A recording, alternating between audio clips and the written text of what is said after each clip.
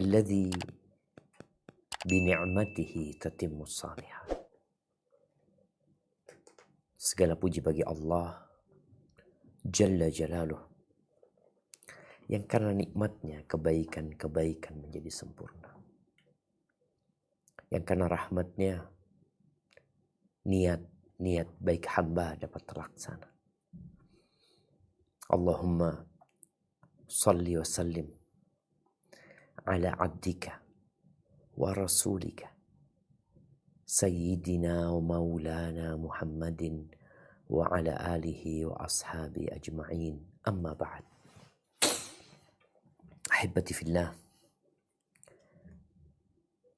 kita melihat kehidupan ini. Dengan kita sekarang lebih jauh lagi. Kita dapat melihat kehidupan orang lain walaupun kita tidak bertetanggaan. Kita dapat mengikuti gaya hidup orang lain yang berada di ujung dunia, walaupun kita berada di pinggiran dan hidup di bantaran sungai. Sehingga banyak di antara kita yang merasa hidupnya susah. Merasa orang lain hidupnya lebih nyaman, lebih mapan, lebih menyenangkan. Sedangkan dia penuh dengan penderitaan. Ahibati fillah. Rasulullah sallallahu alaihi wasallam menyuruh kita untuk melihat kepada kehidupan orang-orang yang di bawah kita. Bukan yang di atas kita. Engkau lihatlah bagaimana kehidupan saudara-saudara kita yang ada di Palestina, yang ada di Gaza, yang hidup di tenda-tenda, yang mereka harus ikut antrian panjang demi sesuap nasi. Yang mereka harus ikut antrian yang mengular dalam rangka mencari air. Disitulah kita akan hidup bersyukur kepada Allah SWT. Tapi manusia memang punya tabiat buruk. Oleh karena itu Allah utus Rasulnya. Allah turunkan kitabnya untuk membimbing manusia agar dia gak salah jalan. Agar dia menjadi makhluk yang pandai bersyukur kepada Allah Azza wa Jalla. Di surat Al-Ma'arij.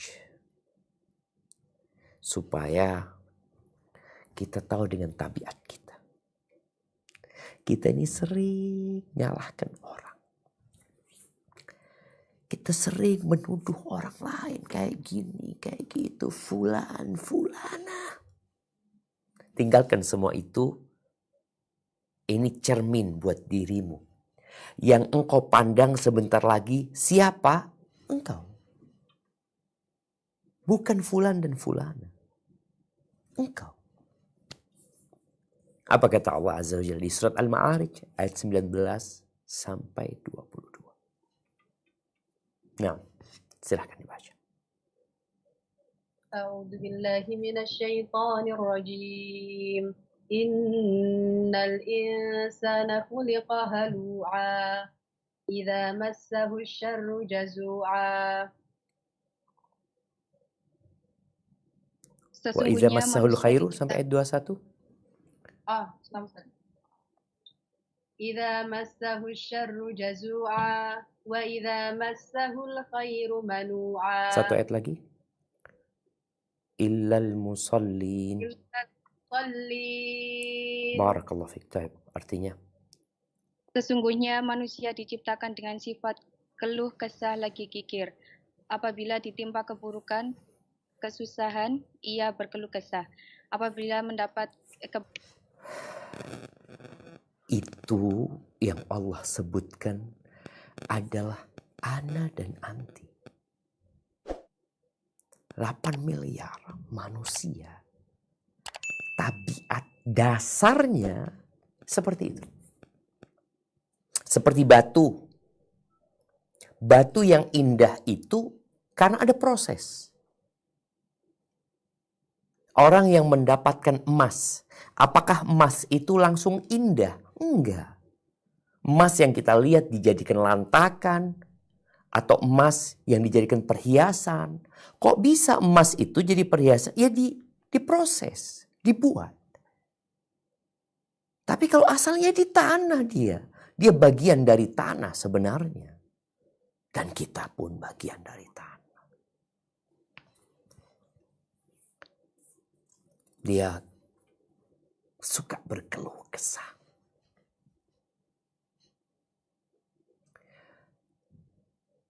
Kalau dikasih kesusahan, yang ada jazua, gak sabaran dia. Terkadang dia melakukan tindakan yang kalau sadar,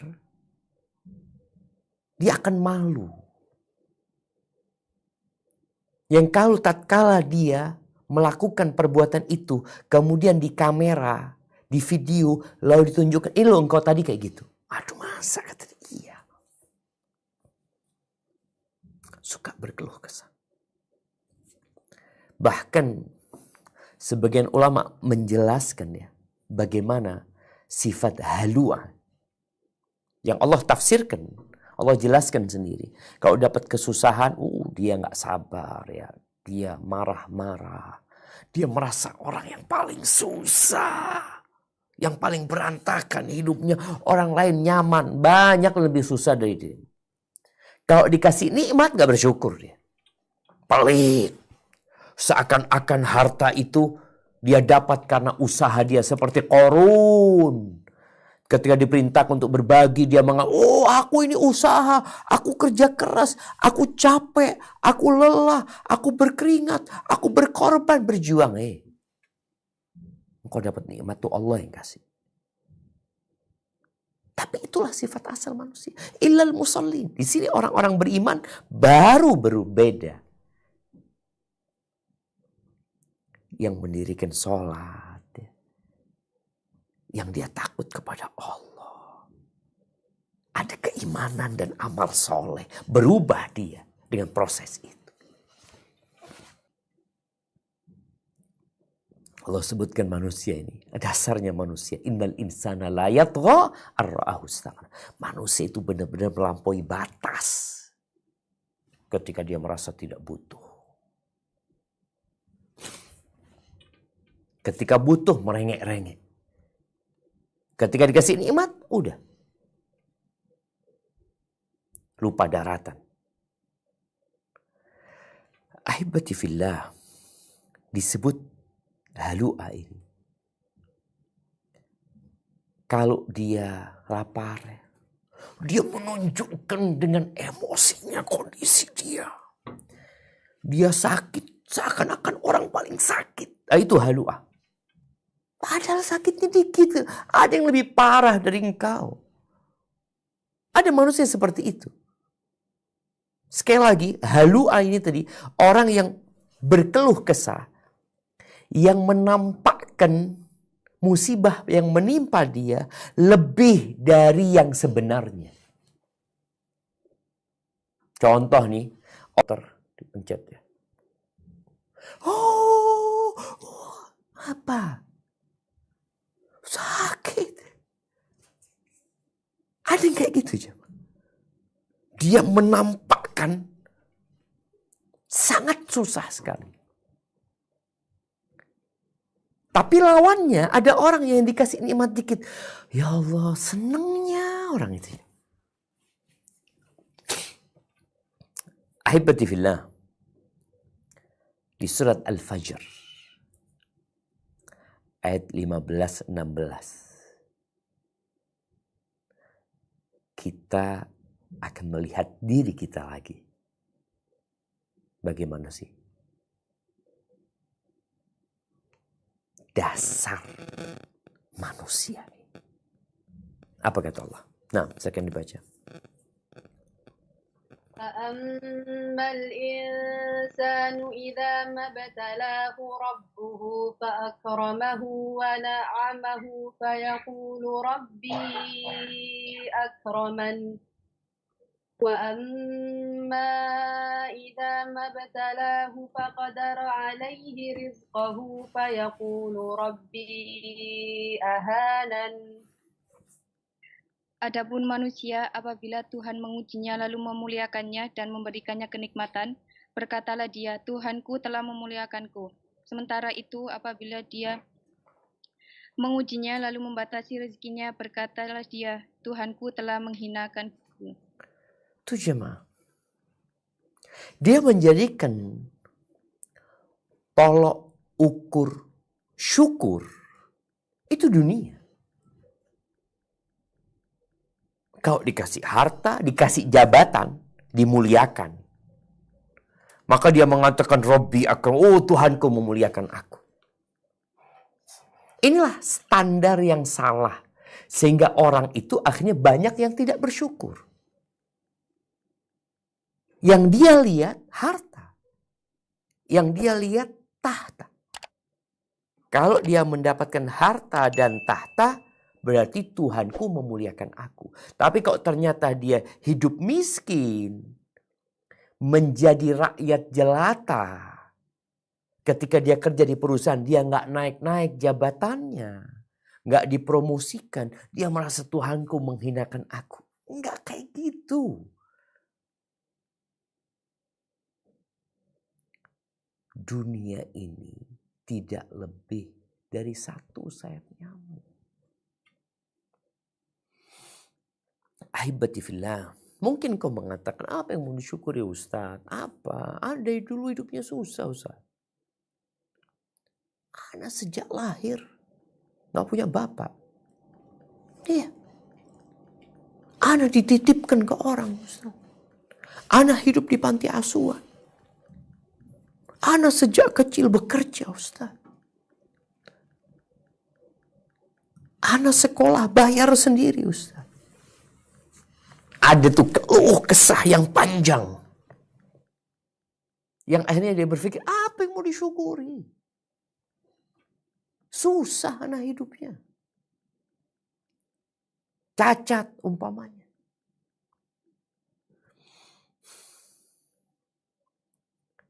Maka yang orang itu harus dikasih tahu. Engkau itu harus bersyukur. Kalau bertanya, apa yang mau disyukuri? Banyak.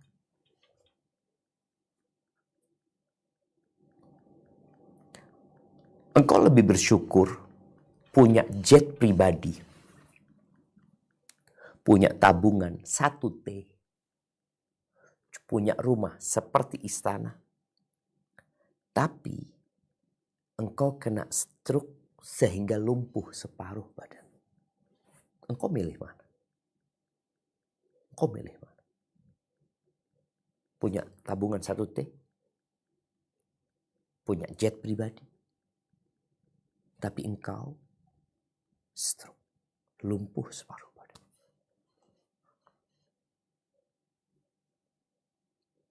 Nikmatani maghbunun fihima katsirun minan nas.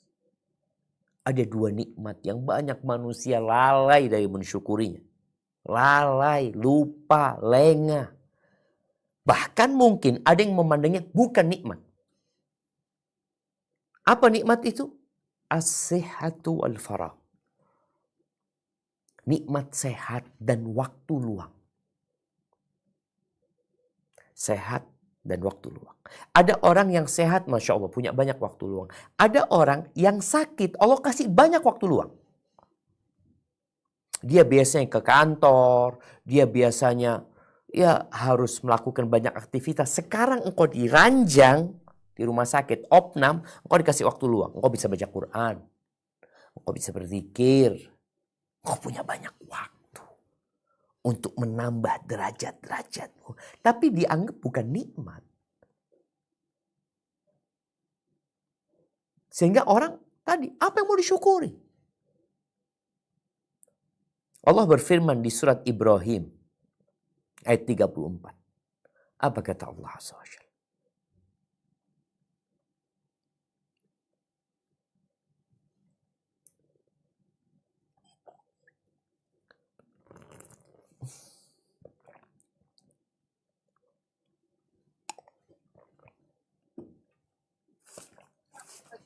Fadhal.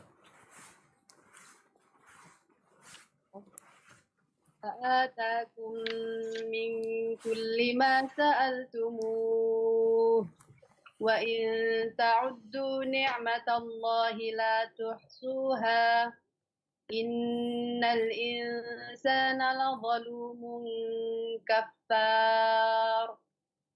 Dia telah menganugerahkan kepadamu segala apa yang kamu mohonkan kepadanya. Jika kamu menghitung nikmat Allah, niscaya kamu tidak akan mampu menghitungnya. Sesungguhnya manusia itu benar-benar sangat zalim lagi sangat kufur. Allahu Akbar. Innal insana la zalumun kafar. Sesungguhnya manusia benar-benar sangat zalim kita itu. Dan sangat ingkar dengan nikmat Allah. Tadi seperti di surat Ma'arij, yang ada ngeluh terus. Dapat nikmat cuma segini. Tiap hari engkau dapat membuka kedua matamu. Engkau pikir bukan nikmat. Memang orang itu ketika diambil itu nikmat baru sadar kalau itu nikmat. Engkau setiap hari bisa bangun dari tempat tidurmu, berjalan kaki menuju kamar mandi untuk ambil wudhu. Itu bukan nikmat. Engkau bisa, apa bahasanya, mulet deh. Orang itu kadang kala bangun tidur, menggerakkan badannya. Itu bukan nikmat. Engkau bisa mendengar, itu bukan nikmat. Apa yang engkau pinta Allah berikan. Coba engkau lihat. Yang enggak engkau pinta, Allah kasih. Engkau pernah minta jari-jarimu bisa bergerak. Baru ketika Allah berikan penyakit kepadamu, engkau tidak bisa menggerakkan jarimu. Engkau, ya Allah, baru engkau minta. Maka Allah sebutkan, kalau engkau mau menghitung nikmat yang Allah berikan, engkau gak akan pernah bisa menghitung. Entah berapa ribu penyakit yang ada di dunia ini. Dengan macam-macam modelnya, dan engkau gak kena penyakit itu. Oh, enggak, anak kena penyakit. Satu engkau. Engkau enggak kena 1000 penyakit. Anak kena 5 penyakit. Engkau enggak kena 100 penyakit. Oh, anak kena 20 penyakit. Engkau enggak kena 2000 penyakit. Kalau engkau mau menghitung nikmat Allah. Selalu nikmat Allah lebih banyak dari kesusahan yang engkau hadapi. Selalu. Mau orang yang paling susah di dunia ini. Orang yang paling berantakan hidupnya, tetap nikmat Allah lebih banyak. Tapi kondisi manusia, innal insan. Maka kalau bicara kemanusiaan, manusia, human being, zalum, la zalum. Sangat zalim. Kafar. Sangat ingkar terhadap nikmat, kafir. Tapi Allah itu Maha Pengampun dan Maha Pengasih. Artinya dalam kondisi manusia itu ingkar nikmat, kurang bersyukur, Allah masih membuka pintu taubat, pintu ampunan buat dia. Apa kata Allah Azza wa Jalla di surat An-Nahl ayat 18? Nah,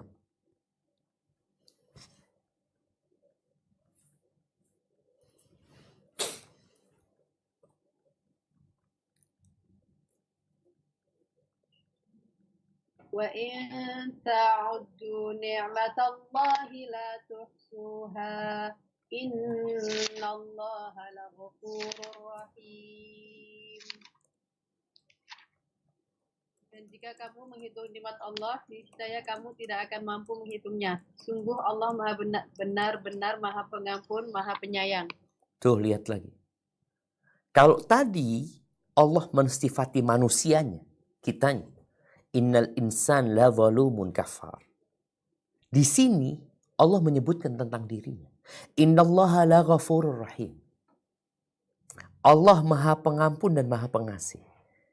Artinya Allah itu dalam kondisi engkau nggak bersyukur, engkau lupa sama Allah, Allah masih ampuni.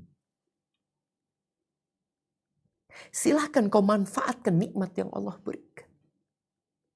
Kau mengatakan, apa yang Allah berikan kepada aku? Banyak. Engkau kalau kepingin menghitung nikmat yang Allah berikan kepadamu, kalau engkau gunakan semua pena yang ada di muka bumi ini, dan semua kertas yang dibuat manusia, atau engkau menulis secara digital, engkau gak akan pernah bisa menghitung nikmat yang Allah berikan. Ya Allah jamaah, nikmat Allah itu banyak. Engkau bisa bernafas setiap hari.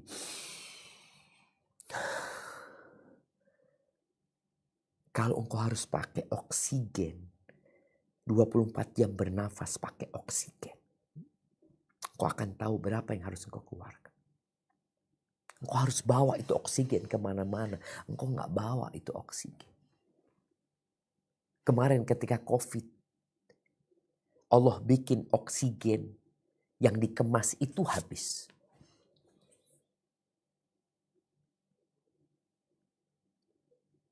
Ana melihat rumah sakit. Ana nganterkan satu orang. Itu pasien di jalanan. Allah maha pengampun. Makanya engkau kalau ingin bersyukur, engkau perlu duduk. Merenungkan. Bagaimana kondisi diri. Sampai Syekhul Islam rahimahullah ta'ala, beliau mengatakan, wal abdu daiman. Dan manusia selalu daiman. Selalu apa? Baina ni'matin minallah tahtaju ila syukrin. Dia berada di antara nikmat yang Allah berikan, yang memerlukan syukur dari dirinya. Wa dzambin, dan antara dosa. Dia antara nikmat yang Allah berikan dan antara dosa yang memerlukan istighfar. Wa kullun min hadai minal umuri lazimah lil abdi daima. Ini kondisi manusia. Hidup kita itu antara nikmat yang Allah berikan dan antara dosa yang kita lakukan. Itu kondisi kita, jemaah. Makanya ketika Allah memerintahkan agar manusia ini tahu diri, Allah berikan sesuatu, engkau pakai, fadhal. Engkau kasih nikmat, silahkan kau gunakan. Apa kata Allah di surat Al-A'raf ayat 144? Surat Al-A'raf ayat 144. Nah.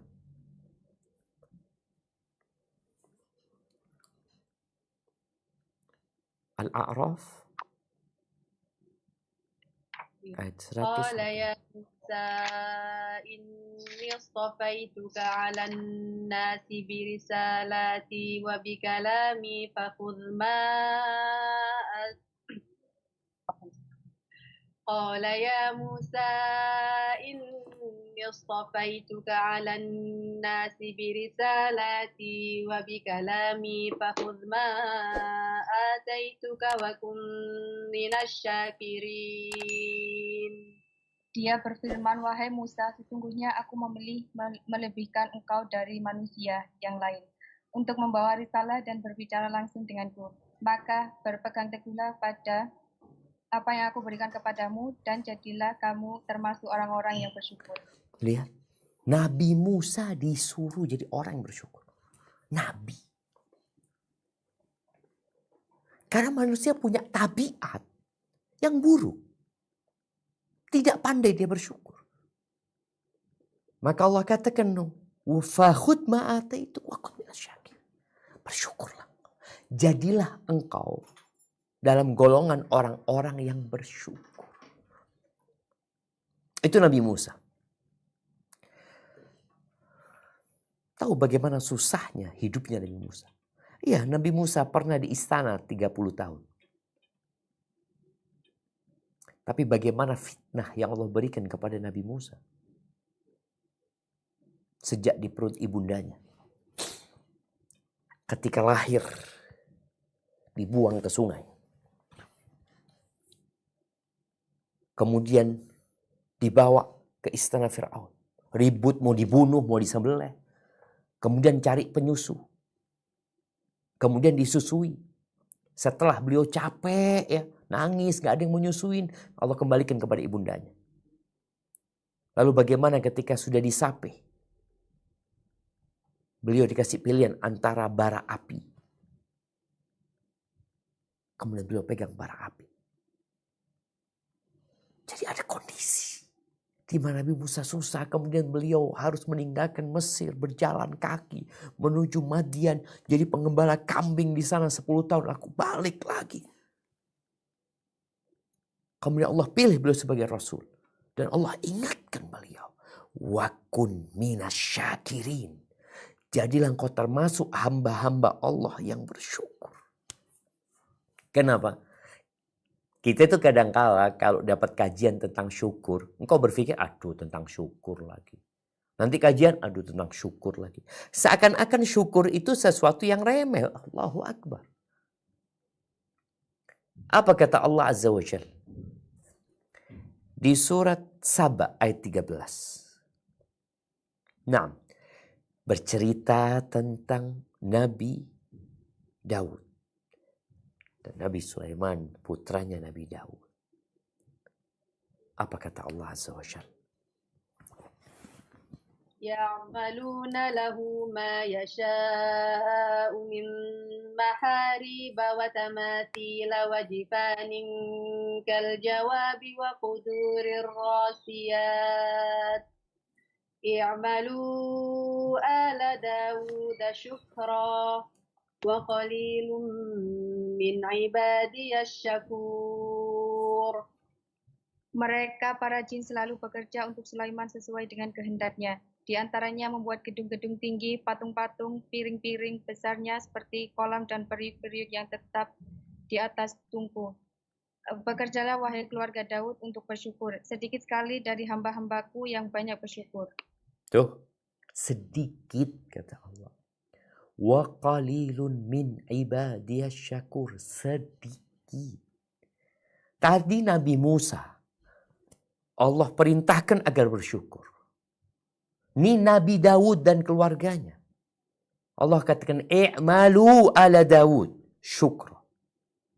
Beramalah kalian sebagai bentuk syukur kepada Allah. Wa qalil, dan sedikit min ibadiyas syakur. Sedikit dari hambaku yang banyak bersyukur, sedikit. Kalau sekedar syukur mengatakan alhamdulillah ya semua orang bisa. Tapi syukur yang sebenarnya, maka iblis ketika dikeluarkan dari surga, bagaimana dia akan menyesatkan manusia. Dan dia mengatakan kepada Allah, wala tajidu aktsarahum syakirin. Engkau tidak akan mendapati kebanyakan mereka bersyukur. Itu manusia. Ahibbati fillah. Bicara syukur. Maka ada 3 rukunnya. Lisan, memuji Allah. Memuji. Kita banyak berkeluh kesah, mengadukan Allah. Ngeluh ke fulan. Bahkan sedunia tahu keluhan dia. Dia bikin status. Mengumumkan kepada seluruh penduduk bumi bahwa dia hidupnya menderita, susah. Padahal seharusnya lisan dan tulisan isinya pujian dan pujaan untuk Sang Pencipta. Maka Nabi SAW selalu menyebut nama Allah. Dalam kondisi nikmat yang Allah berikan, beliau mengatakan alhamdulillah alladzi bi ni'matihi tatimmus shalihat. Dalam kondisi ada yang tidak menyenangkan, beliau mengatakan alhamdulillah ala kulli hal. Dalam musibah yang menimpa beliau, beliau mengatakan inna lillah wa inna ilaihi rajiun. Selalu Allah yang disebut. Allah yang maha baik, Allah yang maha pengasih, Allah yang maha penyayang. Allah yang maha segalanya. Maka lisan dan tulisan kita hendaklah senantiasa menyebut nama Allah. Memuji Allah dengan kebaikan yang Allah berikan. Bagaimana ceritanya Urwah bin Zubair. Ketika dia harus dipotong kakinya. Dia mengatakan Allahumma la'in akhadta faqad abqait.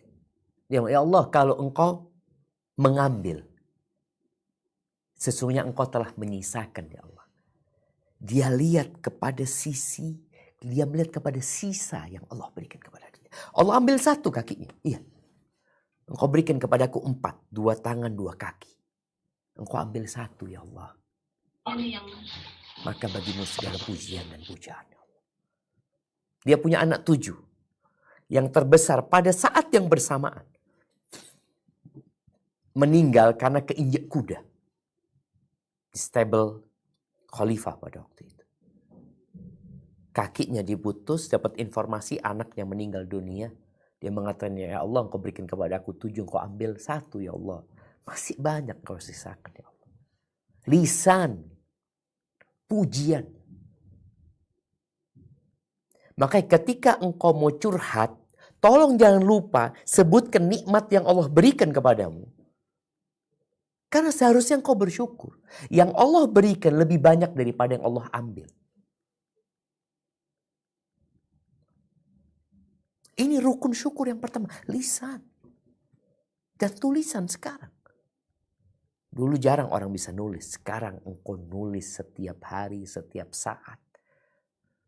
Dan dibaca oleh siapapun. Yang mau membaca. Yang kedua, hatimu. Di sini syukur dengan hati. Apa syukur dengan hati? Mengakui, meyakini bahwa itu nikmat dari Allah. Bahwa Allah maha baik. Allah Ar-Rahman Ar-Rahim. Semua tahu bagaimana Nabi Ayub yang ditimpa penyakit di tubuhnya, yang hartanya habis, yang anak-anaknya meninggal dunia, bagaimana beliau mengatakan wa ayyuba idnada rabbahu anni massani yadhur wa anta arhamur rahim. Lisannya mengatakan, ya Allah, aku ditimpa, disentuh ya Allah dengan penyakit, dengan sesuatu yang membahayakan aku, wa anta arhamur rahimin. Dan engkau yang maha pengasih di antara semua yang mengasihi. Anta arhamur rahimin. Tetap yang jadi keyakinan beliau, Allah itu arhamur rahimin. Bicara rizki, wa huwa khairur raziqin. Allah yang paling baik yang memberikan rizki. Itu yang kadangkala ada perasaan di hatimu. Engkau merasa pantas mendapatkan nikmat itu. Karena usahamu. Karena ketakwaanmu di hati. Para nabi hidupnya susah. Nabi kita Muhammad alaihi salatu wassalam meninggal dunia dan baju besinya digadaikan. Untuk beli gandum yang dimakan.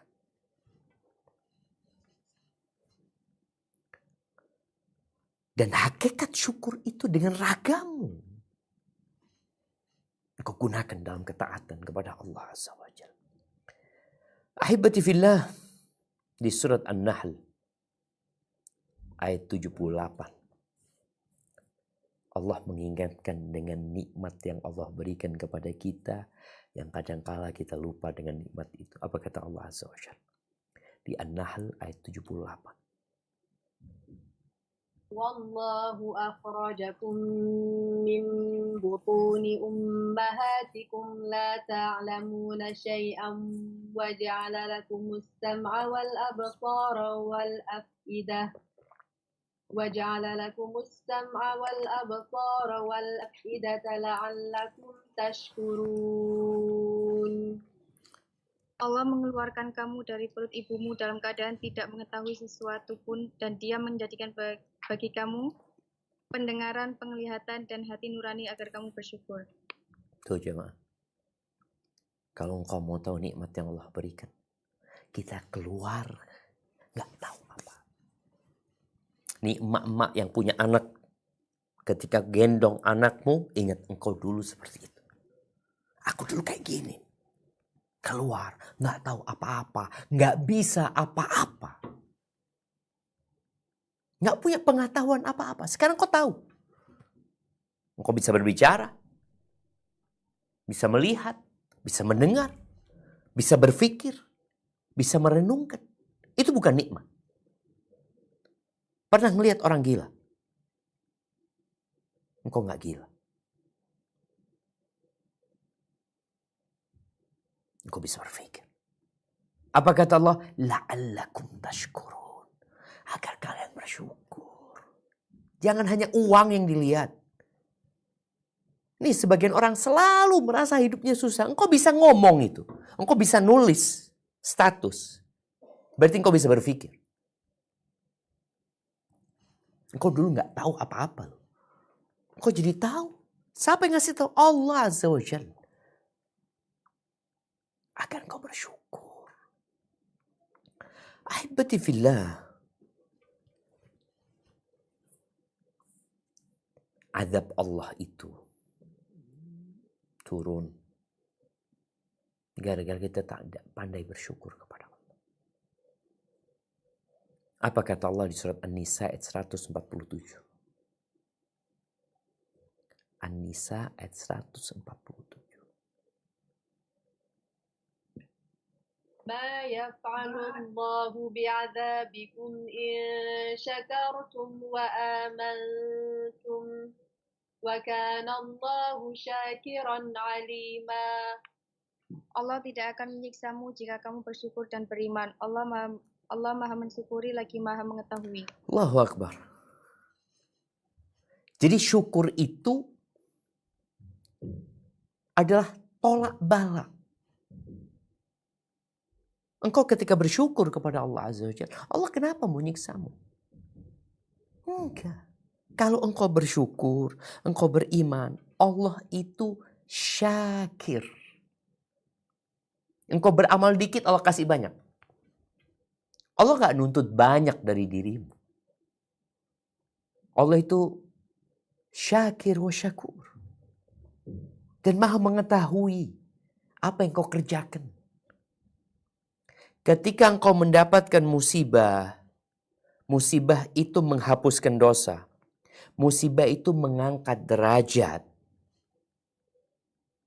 Dan sekali lagi Allah tidak akan mengazabmu.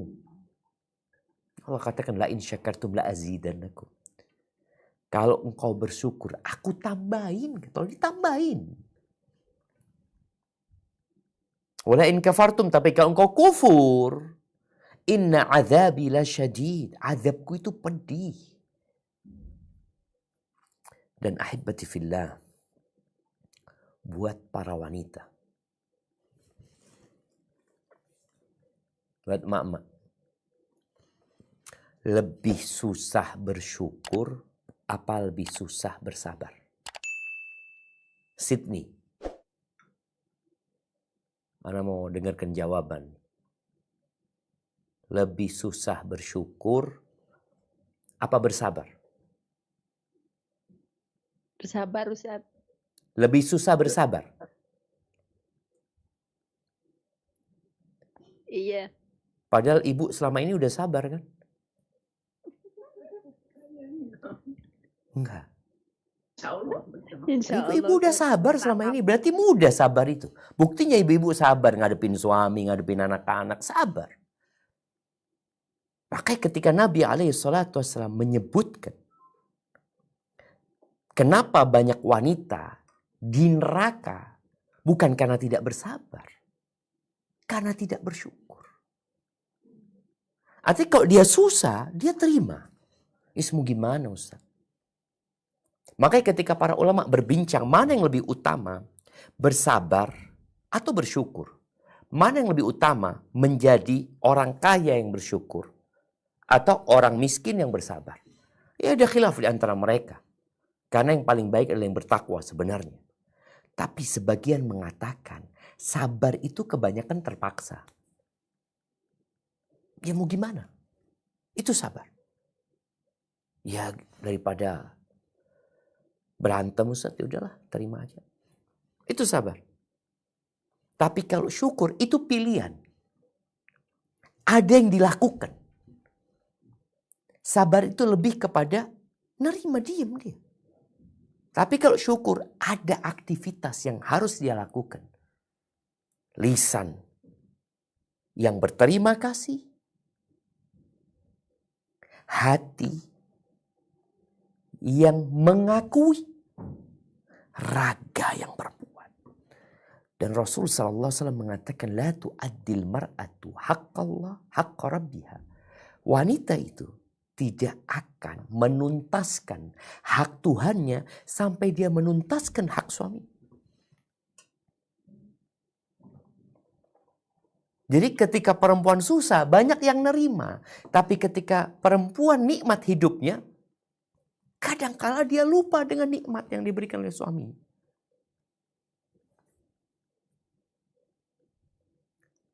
Nabi SAW bagaimana merintahkan kepada wanita untuk banyak bersedekah dalam rangka memperbaiki tabiat dia. Secara umum tadi kita udah baca manusia itu sangat dolim dan sangat kafir. Tapi ternyata itu bisa dirubah. Dirubah dengan berbanyak sedekah, dirubah dengan memperbanyak istighfar, memohon ampun kepada Allah Azza wa Jalla, karena sejatinya dia itu di antara nikmat dan dosa yang Allah berikan. Nikmat-nikmat kepada dia dan dosa-dosa yang dia kerjakan. Ahibati fillah, di antara cara mensyukuri nikmat yang Allah berikan, ada yang minimal. Tadi kita sudah sebutkan lisan, hati, dan raga. Dalam hadis riwayatkan Imam Bukhari dari Abu Hurairah radhiyallahu anhu, Rasulullah sallallahu alaihi wasallam bersabda, "Man 'ada li waliyan faqad adzantuhu bil harb." Barang siapa yang memusuhi kekasihku, kata Allah, maka aku mengumumkan peperangan kepada dia. Wa ma taqarraba ilayya 'abdi bi syai'in ahabba ilayya mimma aftaradtuhu alaih. Tidak ada amalan yang lebih aku cintai, kata Allah, yang dikerjakan oleh hambaku dalam rangka bertaqarrub, mendekatkan diri kepada aku, kata Allah Azza wa Jalla, daripada yang aku wajibkan. Maka hamba yang bersyukur itu yang melaksanakan kewajiban-kewajiban yang Allah wajibkan dia kerjakan. Ini bersyukur minimal. Kemudian ada orang yang naik tingkatannya. Yang wajib dia kerjakan, apa kata Allah? Wa ma yazalu 'abdi yataqarrabu ilayya bin nawafil. Di sini hamba ini menyelesaikan yang wajib, dia naik menuju kepada yang sunnah dia kerjakan. Sekarang nih di bulan Rajab, bentar lagi mau masuk Ramadan. Ada hamba bersyukur yang minimalis. Bersyukur minimalis itu puasanya Ramadan doang. Itu minimalis. Engkau kerjakan, iya. Engkau tidak dikatakan kafir atau kufur nikmat, enggak. Kenapa? Oh, dia melaksanakan puasa Ramadan. Dia bayar utangnya. Berarti dia masuk syukur tadi yang minimalis. Allah cinta kepada dia. Tapi kalau dia kepingin lebih dicintai Allah lagi, yang sunnah dia kerjakan. Loh, nikmat yang Allah berikan banyak. Seperti sholat duha yang Nabi SAW menyebutkan Di dalam tubuh manusia itu ada 360 sendi. Yang itu harus ada ongkos yang dia bayar sebenarnya. Tapi anjuran kalau dia melaksanakan yang wajib udah cukup. Tapi kalau dia mau bayar itu ongkos. Dengan apa? Cukup 2 rakaat sholat duha. Dia bayar tuh. Subhanallah. Engkau lihat sekarang. Yang sunnah-sunnah engkau lakukan atau tidak. Dan ada yang paling mudah. Yang paling ringan. Maka Allah mengatakan, fadhkuruni adhkurkum washkuruli wala takfurun. Kata Allah, ingatlah kepada aku, ingat kepada aku. Aku akan ingat kepada kalian. Bersyukurlah kepada aku dan jangan kufur. Maka di sini amalan yang paling ringan. Yang bisa dilakukan oleh manusia dalam semua kondisi adalah zikrullah. Mengingat Allah. Jadi perbanyak engkau berzikir. Ketika ada seorang sahabat datang kepada Nabi SAW dalam hadis riwayatkan Imam Ahmad. Dia mengatakan, ya Rasulullah, inna syara'iyal Islam qad kathurat alayya. Syariat Islam ini udah banyak banget gitu loh. Buat aku banyak, mana yang mau diamalin ya. Kan banyak pilihan. Kadang kalau dikasih amalan ini ada puasa sunnah, ada puasa Senin Kemis ya, ada sodakoh, ada wakaf, ada hibah, ada hadiah. Banyak banget nih. Ada jihad fisabilillah. Berikan kepada aku, kabarkan. Fa'akhbirni bisyai. Kabarkan kepada aku sesuatu yang aku bisa istiqomah berpegang teguh dengannya. Apa kata Nabi SAW? La yazalu lisanuka rotban bidzikrillah. Lisanmu engkau jaga untuk senantiasa basah dengan menyebut Allah Azza wa Jalla. Dengan berzikir kepada Allah Azza wa Jalla. Maka Anda mengajak semuanya dalam rangka berzikir kepada, dalam rangka bersyukur atas nikmat yang Allah berikan, perbanyak zikrullah. Ada zikir yang mutlak, ada zikir yang muqayyad. Itu termasuk bentuk bersyukur kepada Allah Azza wa Jalla. Dalam hadis yang diriwayatkan Imam Tirmidzi dari Abu Darda radhiyallahu anhu, qala an-nabiy sallallahu alaihi wasallam, ala unabbiukum bi khairi a'malikum. Kalian mau enggak aku kasih tahu dengan amalan yang paling baik buat kalian? Wa azkaha 'inda malikikum. Yang paling suci di sisi Tuhan kalian. Wa arfa'iha fi darajatikum. Yang paling bisa mengatrol derajat-derajat kalian. Wa khairul lakum. Dan lebih baik buat kalian min infaqid dhahabi wal warid, daripada menginfakkan emas dan perak. Wa khairul lakum min an talqaw aduwakum. Dan lebih baik buat kalian daripada berjumpa dengan musuh kalian. Kalian menebas leher mereka atau mereka menebas leher kalian. Qalu bala. Para sahabat mengatakan, tentu ya Rasulullah. Apa kata Nabi SAW? Zikrullahi ta'ala. Perbanyak zikir kepada Allah Azza wa Jalla. Maka ahibati fillah, saatnya engkau berubah. Kalau engkau mau menulis status susahmu, ingat sama Allah. Nikmat Allah lebih banyak. Ketika engkau mulai terbebani dengan masalah-masalah, ingat Allah tuh maha baik. Zikrullah. Engkau duduk berzikir. Baca alhamdulillah, alhamdulillah, alhamdulillah, alhamdulillah. Baca alhamdulillah. Nikmat Allah banyak. Lihat. Engkau renungkan. Yang ada antara nikmat dan dosa berdiri kita. Dan sebelum kita masuk ke sesi tanya jawab. Bersyukur kepada Allah itu berat.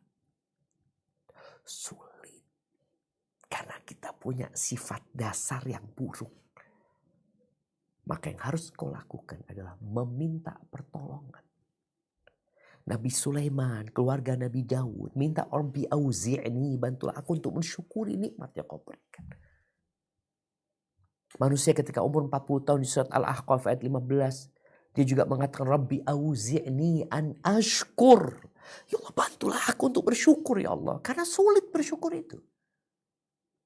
Mu'ad bin Jabal, ulama para sahabat, dikasih doa apa? Rabbi a'inni ala dzikrika wa syukrika wa husni ibadati.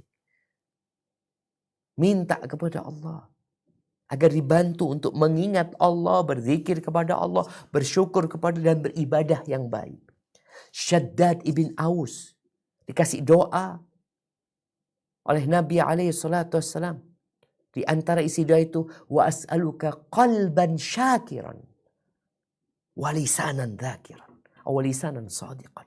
Minta hati yang pandai bersyukur dan lisan yang jujur atau pandai berzikir. Dan ketika Nabi SAW ditanya tentang nikmat atau harta, aset yang perlu dicari oleh manusia. 3. Lisanun dzakir, lisan yang pandai berzikir. Wa qalbun syakir, hati yang pandai bersyukur. Wa zaujatun mu'minatun tu'inuhu ala imani. Istri yang beriman, pasangan hidup yang beriman, yang membantu urusan akhirat. Itu nikmat. Kalau bicara musibah, ingat bukan hanya engkau yang dikena musibah. Tapi yang jelas, engkau gak akan pernah bisa menghitung nikmat yang Allah berikan.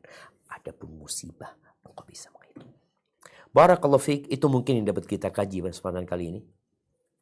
Semoga kajian kita membantu kita untuk introspeksi diri dan merenungkan bahwa nikmat yang Allah berikan itu banyak. Nah, kita masuk ke sesi tanya jawab. Anda kembalikan ke moderator, tafadhali. Nah. Assalamualaikum Ustaz. Waalaikumsalam warahmatullahi wabarakatuh. Putaran pertama dari Sydney Ustaz. Baik, tafadhali. Ya Ustaz, mau tanyakan batas kemampuan orang, maksudnya sakitnya orang itu kan beda-beda Ustaz. Kalau seumpama kayak tadi yang Ustaz bilang, ada orang yang sakit sedikit tapi yang lain sepertinya itu orang sakitnya nggak begitu sakit. Apakah orang yang nggak kuat menahan sakit ini Ustaz termasuk manusia kurang bersyukur Ustaz? Jazakallahu khair. Masya Allah, barakallahu fiik. Iya, ahibati fillah, betul tadi yang disampaikan bahwa manusia berbeda-beda. Ada orang yang tahan sakit. Ada orang yang nggak tahan. Tapi kita diperintahkan untuk bersyukur kepada Allah Azza wa Jalla. Jadi kalau sakitmu ya 5, umpamanya kita kasih angka ya, kita kasih urutan. Sakitmu ini 5. Jangan menunjukkan kepada orang 9. Itu yang bermasalah. Kayak orang yang paling sakit. Kalau lapar tadi, semua orang lapar. Tapi ada orang yang lapar dikit tapi dia menampakkan laparnya sangat lapar sekali. Nah, itu yang bermasalah. Makanya kita juga nggak boleh menghukumi orang lain ketika kita nggak tahu bagaimana kondisi dia. Karena memang terus terang ada orang yang kena duri tahan. Ada orang yang nggak tahan. Tapi tolong jangan menampakkan yang lebih dari apa yang engkau rasakan. Kalau bisa engkau menahan. Imam Ahmad bin Hanbal, ketika beliau Alhamdulillah, yahdikumullah yuslih balakum. Ketika beliau sakit di kematian beliau merintih. Ada orang sakit, beliau merintih karena sakitnya. Lalu ada yang menyampaikan kepada dia bahwasanya merintih itu nggak boleh, artinya ya termasuk tidak bersabar ya. Maka akhirnya beliau nggak merintih lagi. Artinya ada sesuatu yang bisa kau tahan. Ada sesuatu yang mau tidak mau, seperti orang yang mau menangis, nggak apa-apa nangis. Ada orang yang mudah menangis, yang hatinya lembut. Tapi jangan sampai berlebihan. Itu kondisi orang halua yang suka berkeluh kesah, jemaah. Jadi menampakkan sesuatu yang tidak sewajarnya. Ada orang yang seperti itu. Orang-orang yang tidak pandai bersyukur dan tidak pandai bersabar. Merasa dia yang paling susah, merasa dia yang paling sakit. Makanya ketika orang itu membandingkan dirinya dengan yang di bawahnya, dia enggak, alhamdulillah, alhamdulillah ternyata lebih parah dia daripada anak.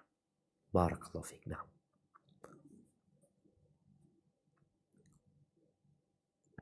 Barakallahu fiik Ustaz, hayakumullah. Wa fiik wa barakallahu. Dari Ben, apakah jika saya mengucapkan terima kasih ke orang yang berbuat baik ke saya termasuk bersyukur kepada Allah? Jazakumullah khairan. Nah, jadi kalau bicara bersyukur kepada Allah, tadi kita sudah sebutkan 3 rukunnya. Yang berbuat baik kepada kita siapa? Allah Azza wa Jalla. Allah yang menggerakkan hati orang itu. Allah yang memudahkan orang itu untuk kemudian menolong kita, membantu kita. Maka yang pertama, bagaimana kau meyakini dengan hatimu, ya Allah, makasih ya Allah. Lakal hamdu kulluh ya Allah. Hamdan katsiran thayyiban mubarakan fi. Artinya Allah yang menggerakkan orang ini. Kemudian lisan kita memuji Allah dan berterima kasih kepada orang ini. Iya. Karena kata Nabi SAW, la yashkurullaha man la yashkurun nas. Tidak bersyukur kepada Allah orang yang tidak pandai berterima kasih kepada manusia. Makanya kita diperintahkan mengatakan jazakumullahu khairan. Jazakumullahu khairan. Semoga Allah yang membalas kebaikan. Kita diperintahkan membalas budi baik orang lain, iya. Itu sebagai bentuk syukur. Maka tadi disampaikan bahwasanya seorang wanita itu tidak akan dikatakan bersyukur kepada Allah kalau dia nggak berterima kasih sama suami. Makanya kenapa dia banyak masuk neraka gara-gara nggak bersyukur sama suaminya. Kan dia nggak bersyukur sama suaminya, Ustaz, bukan sama Allah Azza wa Jalla. Ternyata bersyukur kepada suami itu termasuk bersyukur kepada Allah atau bagian dari syukur kepada Allah. Berterima kasih kepada manusia itu bagian dari bersyukur kepada Allah Azza wa Jalla. Begitu pula seorang suami. Istrinya membantu dia, menolong dia, engkau juga berterima kasih. Ada yang mengatakan, enggak, kan sudah kewajiban dia. Loh iya. Kewajiban itu pun perlu disyukuri. Maka intinya kalau bicara syukur tadi, ingat hati meyakini nikmat itu dari Allah Azza wa Jalla. Allah yang menggerakkan hati orang ini. Kemudian kita katakan kepada orang itu jazakallah khair. Terima kasih, atau kita bisa balas, kita balas kebaikan dia. Kita sebut kebaikan dia. Tapi tetap bagaimana kita menggunakan nikmat yang Allah berikan lewat orang itu atau lewat siapapun dalam ketaatan kepada Allah Azza wa Jalla. Anak kepada orang tuanya, orang tua sama anaknya. Kakak sama adiknya, adik sama kakaknya. Jangan pelit untuk berterima kasih sama orang. Syukron, itu dari asal kata syukur. Mungkin kalau terjemahkan terima kasih, kita katakan syukran. Lalu kita katakan jazakallahu khairan kepada dia. Semoga Allah membalas kebaikanmu. Allah yang dapat membalas. Maka tolong bicara terima kasih sama orang ini, jangan menjadi kacang yang lupa sama kulitnya. Kita nggak menunggu. Ketika kita berbuat baik sama orang, belajarlah engkau berbuat baik, kemudian kau pergi. Jangan menunggu dia WA mengatakan jazakallah khair. Jangan menanti dia telepon, dia mengatakan syukron. Jangan. Tapi kita yang dikasih sama orang, maka kita diperintahkan oleh Allah untuk berterima kasih. Kalau ternyata orang itu gak pandai berterima kasih sama kita, ya bukan urusan kita. Urusan dia sama Allah Azza wa Jalla. Kita diperintahkan berbuat baik sama manusia. Ya kita udah berbuat baik. Oh, dia nggak tahu diri. Oh, kalau engkau mengatakan dia nggak tahu diri, engkau berharap kepada Allah atau berharap sama dia? Kalau engkau berharap sama dia, pantas engkau mengatakan dia nggak tahu diri. Karena engkau memang tidak berharap kepada Allah Azza wa Jalla. Tapi kalau engkau berharap sama Allah, nggak ada urusan sama dia.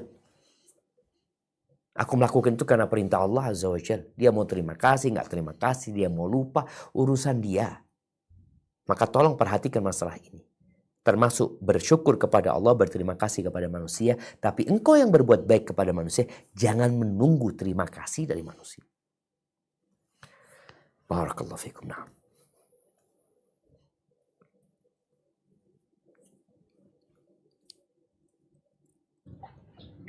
Assalamualaikum warahmatullahi wabarakatuh, Ustaz. Waalaikumsalam warahmatullahi wabarakatuh. Ada titipan pertanyaan. Siap. Ustadz, bagaimana tanggung jawab suami soal nafkah? Niat saya bekerja untuk membantu suami saya dalam urusan keuangan, tapi saya jarang dinafkahi sama suami dengan dalil suami menurut dia dengan dia memfasilitasi dengan dia bayar rumah dan yang lainnya. Katanya itu sudah cukup. Kadang saya merasa lelah, Ustadz, sampai akhirnya saya selalu berantem dan minta cerai. Itu hukumannya bagaimana, Ustadz? Barakallahu fiik. Ya, pentingnya setiap orang itu tahu ya dengan hak dia. Sehingga dia tidak menuntut di luar yang menjadi hak dia. Dan pentingnya setiap orang itu tahu dengan kewajiban dia. Sehingga dia tidak menuntut orang lain untuk melaksanakan yang bukan kewajibannya. Dia menjalankan tugas-tugasnya. Kalau bicara suami istri, apa sih haknya istri? Ada hak yang kita bicara, hak minimal yang harus diberikan. Adalah sandang, pangan, papan. Sandang, pangan, papan. Ya, kebutuhan dia, berpakaian ya. Mungkin juga berias buat istri untuk suaminya. Kemudian makanan agar istri bisa hidup. Ya. Kemudian papan, tempat tinggal. Ketika suami telah memberikan itu, maka dia telah menjalankan tugasnya yang paling minimal. Dia sudah lepas dari kewajibannya. Tapi bukan berarti ya cukup seperti itu, karena Allah Azza wa Jalla memerintahkan kepada para suami, wa ashiruhunna bil ma'ruf, pergaulilah istri-istri kalian dengan cara yang ma'ruf. Cara yang ma'ruf ini cara yang sesuai dengan budaya yang ada. Bahkan dimaknai ma'ruf adalah ihsan. Ihsan itu berbuat baik. Jadi contoh kalau haknya istri itu, anggap dia haknya 1 juta cukup. Umpamanya seperti itu. Tapi suami memberikan 2 juta. Memberikan 3 juta umpamanya. Memberikan yang lebih dari itu. Itu adalah ihsan. Makanya kata Nabi SAW, sampai yang kau berikan kepada istrimu, kau berharap keridhaan Allah, akan jadi pahala buat engkau. Tapi ketika istri tadi dikatakan, dia bekerja dalam rangka membantu suami. Di sini perlu diperhatikan. Ketika seorang istri bekerja, apakah dia akan meninggalkan kewajiban-kewajiban dia sebagai seorang istri? Atau tidak? Kadangkala istri meninggalkan kewajiban dia. Ketika dia bekerja di luar umpamanya, yang mau tidak mau suami datang, istri kadangkala belum datang. Ada kewajiban-kewajiban istri yang tidak diberikan kepada suami. Sehingga suami kadang-kala mengatakan, engkau yang bayar pembantu. Karena seharusnya nggak pakai pembantu gitu. Seharusnya nggak pakai pembantu. Cuma karena engkau yang maksa bekerja. Umpamanya seperti itu. Tapi kadang-kala istri menurut dia membantu suami. Padahal dia sedang mencari kesenangan dirinya. Innamal a'malu binniyat. Amal tergantung niatnya.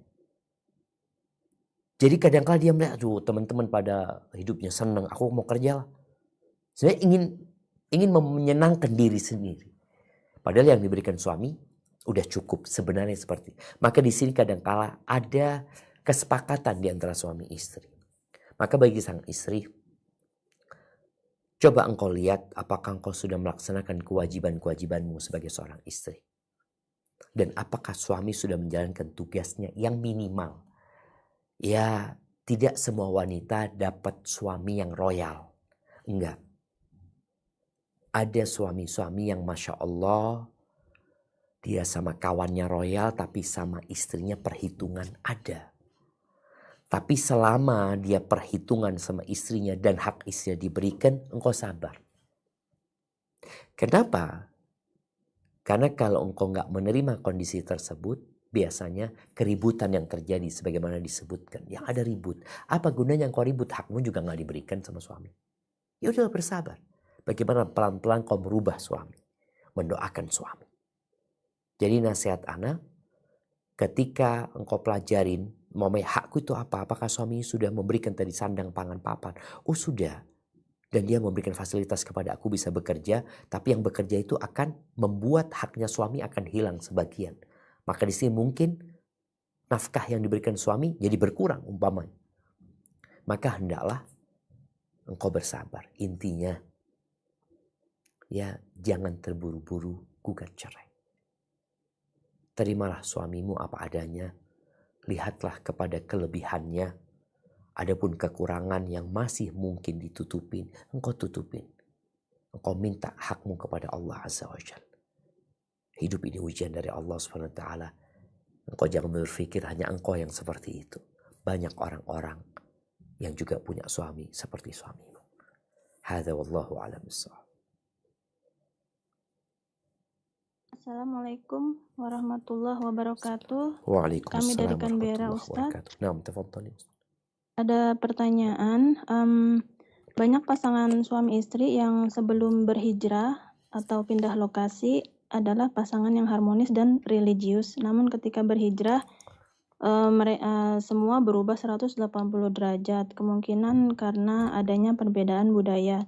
Nasihat apa yang bisa Ustaz berikan pada Tunggu. kami agar Sebelum keluarga hijrah, tetap harmonis dimanapun berada? Jazakallah khair, Ustaz. Afan, mohon diulangi. Sebelum berhijrah, dia harmonis. Sebelum berhijrah, pasangan suami istri tersebut adalah pasangan yang harmonis dan religius. Maksudnya tadi religius berarti udah hijrah dia. Maksudnya hijrah pindah lokasi, Ustaz. Oke, pindah rumah gitu, pindah Ya, tempat. pindah rumah. Bukan hijrah Ya. dari negeri kafir ke negeri Islam. Bukan itu maksudnya kan? Bukan. Oke, Bukan. siap. Oke, jazakallah khair. Barakallahu fika, ahibati fillah. Kalau bicara perubahan sikap yang terjadi ketika pindah rumah, pindah tempat, maka engkau lihat apa penyebab dia pindah. Kenapa? Karena innamal a'malu binniyat. Amalan tergantung niatnya. Kalau dikatakan dia sebelum pindah dia religius, ya, orangnya agamis, ya, menjalankan ketaatan, boleh jadi memang lingkungan dia di sana mendukung. Ketika dia pindah lokasi, dia tidak mendapatkan lingkungan itu. Ada orang-orang yang secara keimanan masih lemah. Tapi karena dia berada di lingkungan yang kuat imannya, sehingga dia terjaga. Orang-orang yang seperti ini, kalau pindah berbahaya. Karena apa? Karena belum kuat imannya. Bagaimana menguatkan keimannya? Salah satunya belajar. Sehingga dia mengikuti agama ini bukan hanya ya sekedar aksesoris ya. Orang-orang pada senang ngaji juga di sana umpamanya. Maka dia perlu belajar untuk menguatkan keimanan dia. Dia perlu membaca Al-Quran untuk menguatkan keimanan dia. Sehingga ketika iman itu menyatu dengan jantungnya, maka gak akan pernah lepas. Semua tahu bagaimana Masyitatu binti Fir'aun, tukang sisir istrinya, putrinya Fir'aun. Bagaimana dia bisa menjaga keimanan dia. Padahal dia hidup di istana Fir'aun. Dan pada saat anak-anaknya dimasak di hadapan dia, dia tetap mempertahankan keimanan. Bagaimana istrinya Fir'aun Lingkungannya tidak mendukung sama sekali. Tapi dia punya keimanan yang kuat. Sehingga tatkala dia disiksa pun sama Fir'aun, nggak keluar iman itu, nggak lepas dari jantungnya. Udah menyatu. Berbeda dengan istrinya Nabi Nuh. Hidup di rumahnya Nabi. Hidup di tempat wahyu Allah turun. Mendengarkan nasihat dari Nabi. Tapi Allah katakan fakhanatahuma. Berkhianat nih istri. Nabi Lut juga sama. Istrinya seperti itu. Jadi kondisinya memang bagaimana memperbaharui dan menguatkan keimanan. Sehingga lingkungannya berubah, dia tidak berubah. Apa yang harus dilakukan? Memperbanyak istighfar. Mohon ampun kepada Allah SWT. Penyebab hilangnya keharmonisan antara dua orang yang tadi dikatakan religius, yang harmonis, yang saling mencintai. Kata Nabi SAW, ma tahabbathnan thumma furriqa bainahuma. Tidaklah dua orang yang saling mencintai kemudian dipisahkan di antara keduanya illa bidzambin ahdathahu ahaduhuma, melainkan karena dosa yang dilakukan salah satu dari keduanya. Maka hendaklah mereka mendesain ulang kehidupan mereka. Memohon kepada Allah agar diberikan keimanan dengan harapan keharmonisan, ketaatan itu balik lagi ke rumah tangganya. Hadza wallahu a'lam bissawab. Assalamualaikum warahmatullahi wabarakatuh, Ustaz dari Kuala Lumpur. Waalaikumsalam warahmatullahi wabarakatuh. Naam, tafadhal. Ini ada titipan pertanyaan, Ustaz. Begini, dalam berdoa, doa-doa apa yang sebaiknya dibacakan untuk anak korban broken home yang sudah dewasa? Dan nasihatnya seperti apa, Ustaz, di dalam Islam yang tepat, yang tidak melukai hati si anak. Si anak sebentar lagi akan menghadapi ujian akhir sekolah. Dan akhir-akhir ini si anak gampang tersinggung, sakit hati, dan sering sendirian. Mohon sarannya, Ustaz. Jazakumullah khair, Ustaz. Masya Allah, barakallahu fiik. Ya, yang pertama buat orang tua nih, yang anak-anaknya menjadi korban mereka. Kadangkala sang istri menyalahkan suami, kadangkala sang suami menyalahkan istri. Udahlah, yang terjadi biarlah terjadi. Katakan inna lillahi wa inna ilaihi raji'un. Allahumma ajurni fi musibati wa akhlif li khairan min. Ada seorang perempuan yang jumpain ana ketika umrah. Dia cerita, Ustaz, ana ini berdua sama korban broken home. Dia tahu bagaimana bapaknya zalim sama ibunya. Ketika yang satu umur kelas 2 SD, yang satu umur kelas 4 SD kalau nggak salah. Jadi tumbuh di diri dua anak ini kebencian kepada bapak. Tapi apa kata mereka berdua? Ibu ana, Ustaz, nggak pernah menanamkan kebencian kepada ayah. Nggak pernah. Padahal ibu ana sempat jadi pembantu rumah tangga, nyuci di rumahnya orang. Tapi ibu ana nggak pernah meninggalkan sholat malam. Sampai anak-anaknya menikah. Sukses anak-anaknya. Allah berikan rizki yang berlebih kepada dua anak ini. Dan ayah ana mulai mendekat. Yang dulu gak pernah ingat sama kita berdua, Ustaz. Sekarang mulai mendekat. Dan sampai hari ini ibu ana tidak pernah nyuruh ana benci sama orang tua. Sama bapak ana. Bahkan selalu mengatakan, nah itu bapakmu. Itu bapakmu. Engkau wajib berbakti sama bapak. Maka disinilah bagaimana peran ibu. Kalau itu anak ikut ibunya. Dan peran bapak kalau anak itu ikut bapaknya. Ketika perpisahan harus terjadi. Ya, semua ingin rumah tangganya sampai ke surga. Tapi kadangkala takdir Allah berkata lain. Maka tolong tanamkan cinta kepada anak-anak. Tadi yang anak-anak jadi korban ke KDRT. Mungkin mendengarkan kata-kata kotor. Berantemnya emak sama ibunya ya.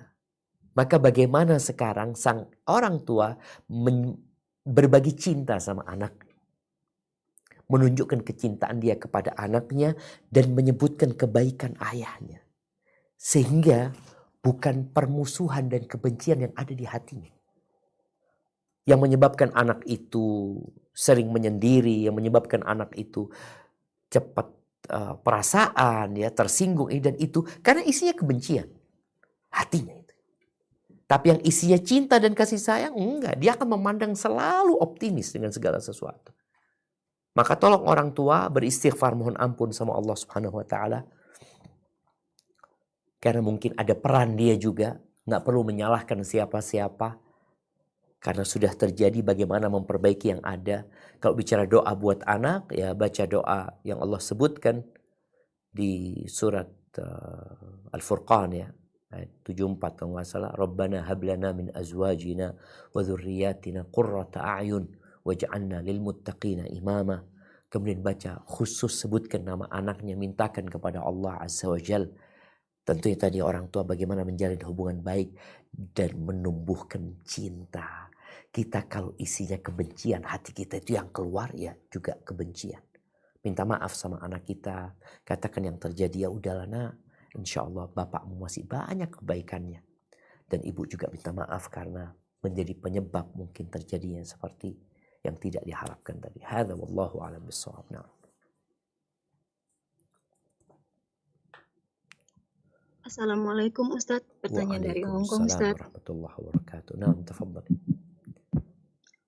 Bolehkah seorang kakak memberitahu kepada adik kandungnya tentang tabiat buruk suami dari adik kandungnya tersebut, karena itu banyak merugikan dan merugikan keluarga Ustadz gitu. Maksudnya seandainya dia itu banyak menipu orang lain termasuk keluarga sendiri dan orang tua adik kandung tersebut itu menipu masalah uang Ustadz. Itu bolehkah seorang kakak menyampaikan bahwa suaminya menggelapkan uang orang tuanya kepada adiknya Ustadz, tapi tidak ada niat untuk mereka bertengkar, karena selama ini sang adik kandung ini taunya orang tuanya itu pilih kasih terhadap kakak-kakaknya, supaya adik kandung ini tidak salah paham terhadap orang tua dan kakak-kakaknya Ustadz.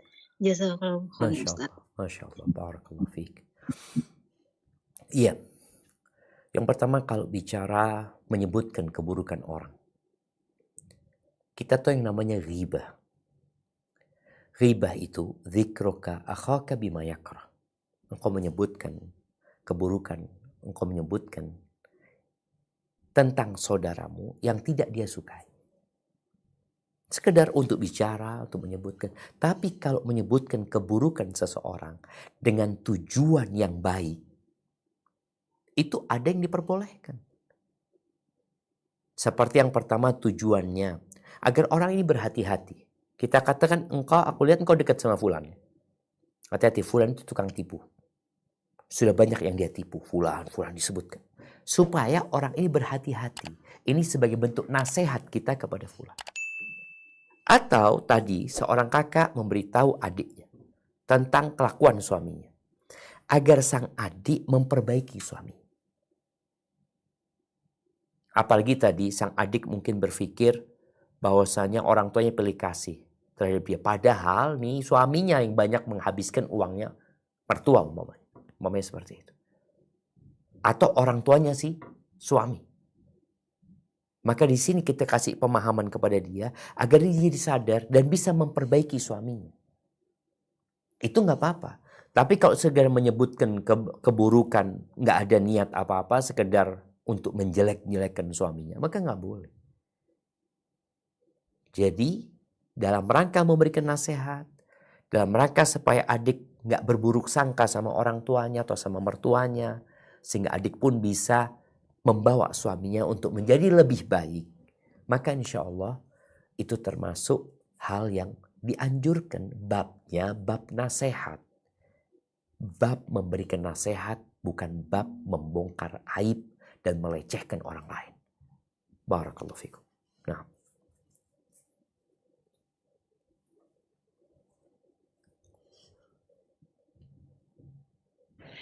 Assalamualaikum Ustadz. Waalaikumsalam warahmatullahi wabarakatuh. Putaran Ahlan kedua wasahlan. Sydney Ustadz. Bismillah. Ini saya dapat SMS seperti ini Ustadz. Apakah ini hukumnya haram atau gimana Ustadz? Terlihat biasa tapi ini termasuk dosa besar. Namanya adalah paileta. Di dalam paileta terdapat ketetapan jika terlambat melakukan pembayaran akan mendapatkan denda meskipun tertulis bunganya 0%. Denda ini adalah riba dan riba adalah dosa besar. Meskipun bertekad melunasi angsuran tepat waktu agar tidak terkena denda, paileta tetap saja tidak boleh karena sama saja menyetujui akad riba dan itu haram. Itu Ustaz. Masya Allah, Jazakumullah khairan. barakallahu fiik. Ya, ahibati fillah. Semua akad utang piutang yang ada tambahannya, maka itu riba.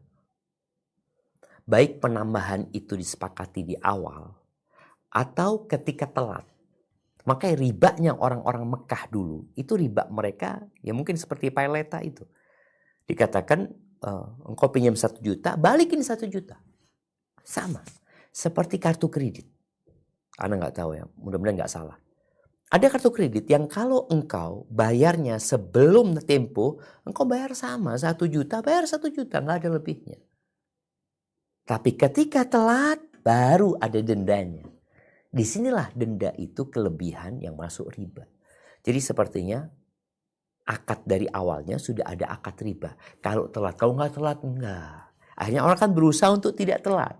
Padahal akadnya sudah ada. Nominal riba yang akan ditetapkan kalau engkau telat. Hadza wallahu a'lam bissawab. Ya, barakallahu fiik Ustaz. Wa fiik wa barak. Ini dari Brisbane. Ya Ustadz, beredar suatu statement dari masyarakat bahwa sebenarnya kita tidak perlu meminta doa kesabaran karena Allah akan menguji kita dengan berbagai macam ujian supaya kita tetap sabar, tetapi kita memohon supaya diberikan kemudahan.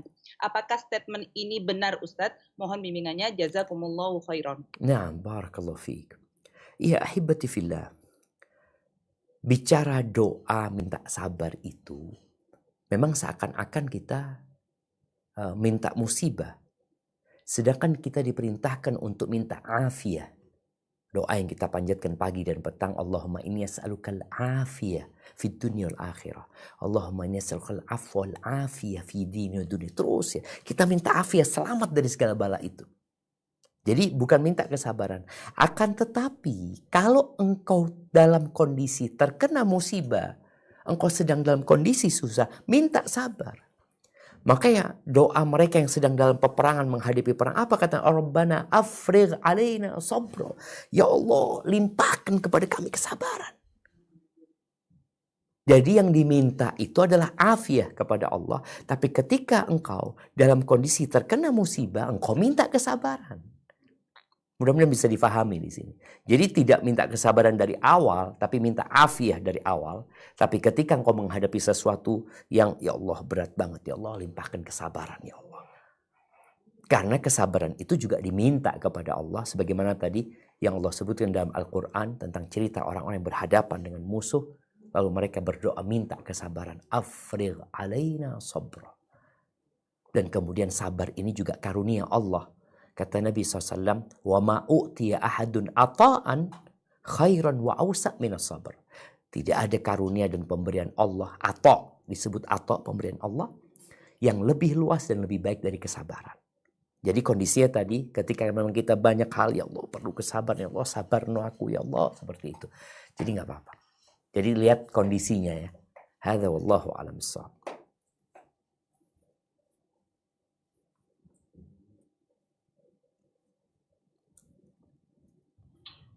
Dari tidak ada pertanyaan Ustaz. Alhamdulillah. Lanjut. Nyebrang kemana nih? Iya, tafadhal. Assalamualaikum.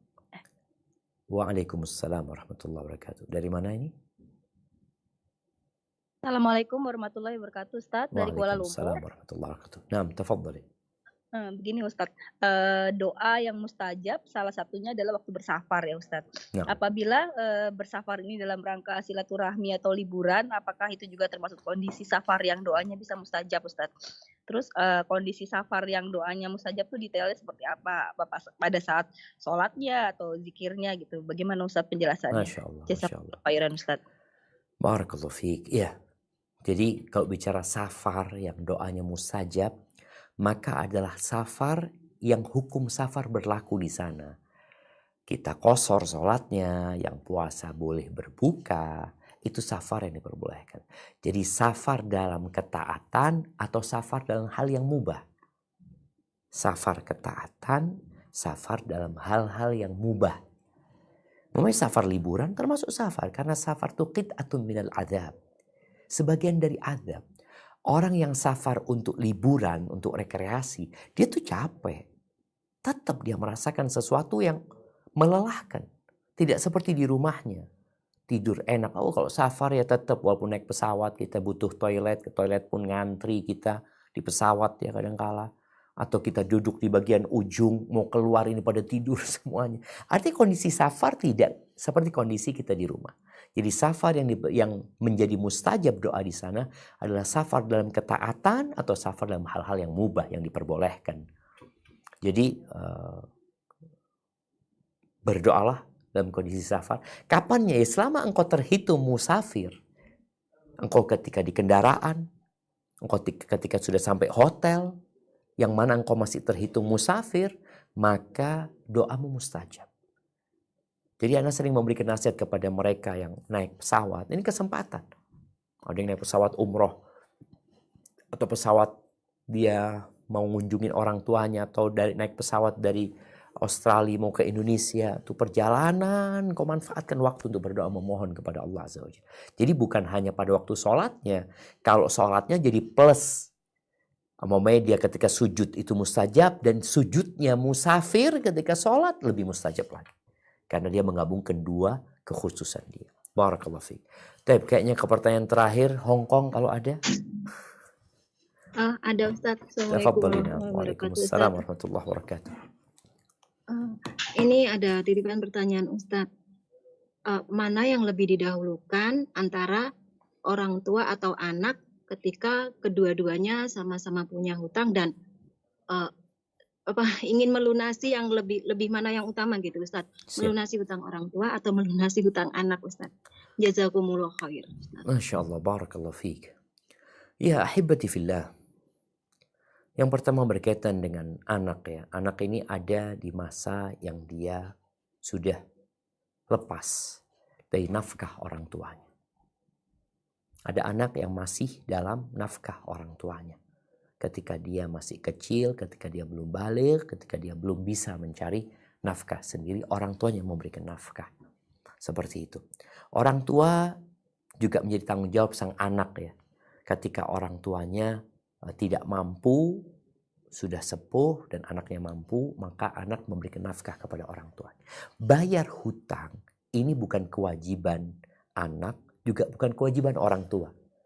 Makanya ketika orang tua meninggal dunia, meninggalkan hutang, anaknya itu nggak wajib. Maksudnya nggak wajib, bukan utang itu jadi utang anaknya. Begitu pula ketika anak punya hutang, bukan otomatis utang itu jadi utang bapaknya. Enggak, ini ditanggung masing-masing. Maka perlu kita fahami bersama, kenapa Allah Azza wa Jalla ketika bicara warisan, min ba'di wasiyatin yusa biha audain.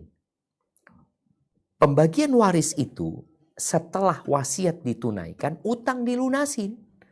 Dengan uangnya siapa? Utangnya si mayit. Bukan utangnya ahli waris, enggak. Bukan uangnya ahli waris, uangnya si mayit.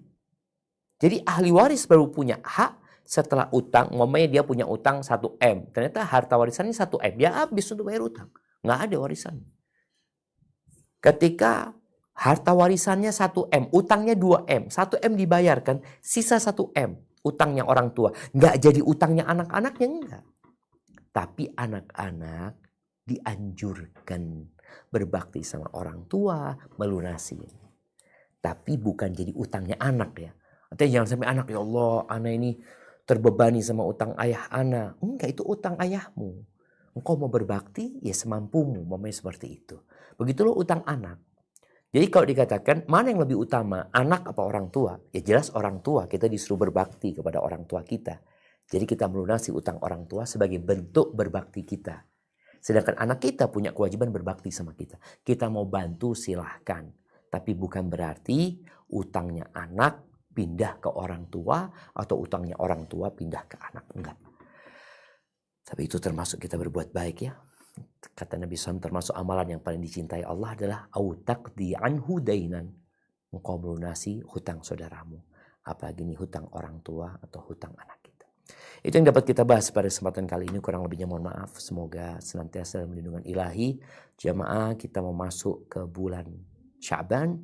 Tolong mempersiapkan diri untuk Ramadan. Dan kita masih ada sisa hari-hari di bulan Rajab ini. Baca Al-Quran, usahakan kau hatam sebelum bulan Sya'ban. Dan Sya'ban pun kau memperbanyak baca Quran dan memperbanyak puasa sunnah. Sampai berjumpa kembali.